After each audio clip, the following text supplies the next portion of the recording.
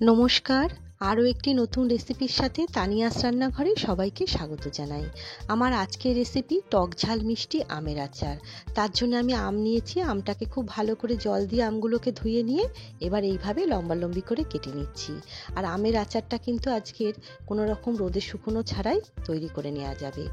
এবার আমি আমগুলো খুব ভালো করে জল দিয়ে আবারও ধুয়ে নিচ্ছি, নিয়ে শুকনো করে কিন্তু আমগুলোকে পুছে নেবো। যেহেতু এগুলো রোদে দেবো না, তার জন্য যাতে জল না থাকে এইভাবে শুকনো করে একটুখানি আমগুলোকে পুছে নিচ্ছি।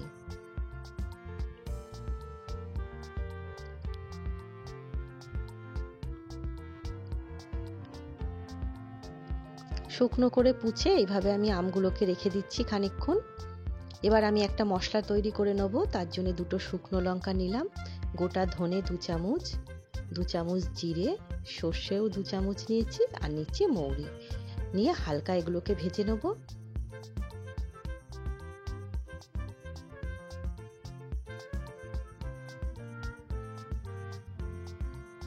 মশলাটা হালকা ভাজা হয়ে গেছে।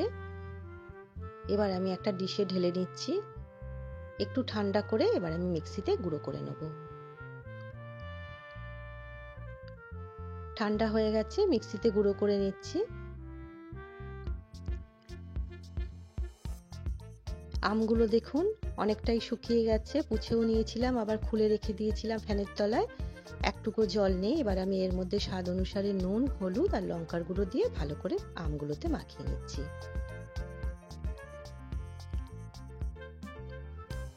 গ্যাস ওভেন অন করে আবারও আমি কড়াই বসিয়ে দিয়েছি। তাতে আমি প্রয়োজন মতো সর্ষের তেল দিলাম, আর ফোড়নে দিলাম 5 ফোড়ন। পাঁচ ফোড়নটা কয়েক সেকেন্ড একটু নাড়াচাড়া করে এবার আমি আমগুলো এর মধ্যে দিয়ে দিচ্ছি। ভিডিওটা দেখে যদি আপনাদের ভালো লাগে তাহলে অবশ্যই লাইক, কমেন্ট, শেয়ার আর সাবস্ক্রাইব করবেন। যে সকল বন্ধুরা ফেসবুক থেকে দেখছেন তারা একটা লাইক দিয়ে অবশ্যই পেজটিকে ফলো করবেন। এবার আমি এর মধ্যে স্বাদ অনুসারে চিনি দিচ্ছি 1 বাটি। আম কতটা টক সেই বুঝে কিন্তু আপনারা আপনাদের স্বাদ অনুসারে চিনিটা ব্যবহার করবেন। খুব সুন্দর খেতে লাগে এই টক ঝাল মিষ্টি আমের আচার।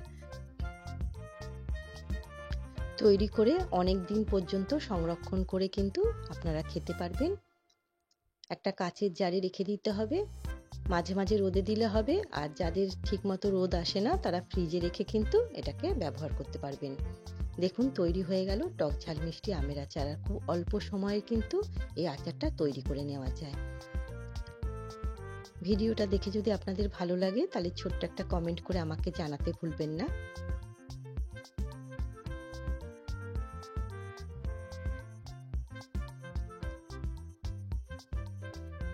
আজ তবে এই পর্যন্তই। দেখা হবে পরের একটি নতুন রেসিপির সাথে। সবাই সুস্থ থাকবেন, ভালো থাকবেন।